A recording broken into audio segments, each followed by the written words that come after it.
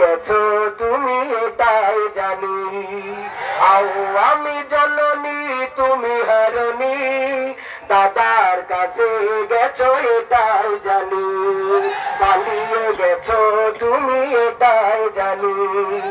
দেশটাকে চুষে গেলে 16টি বছর, প্রকৃত দেশ প্রেমী পাইনি কদর।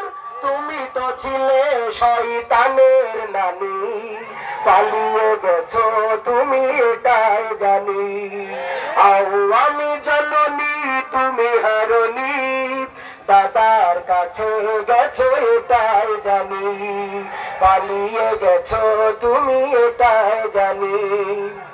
উন্নয়নের নামে মূলা ধরিয়ে শত কোটি টাকা নিয়ে গেলে পালিয়ে।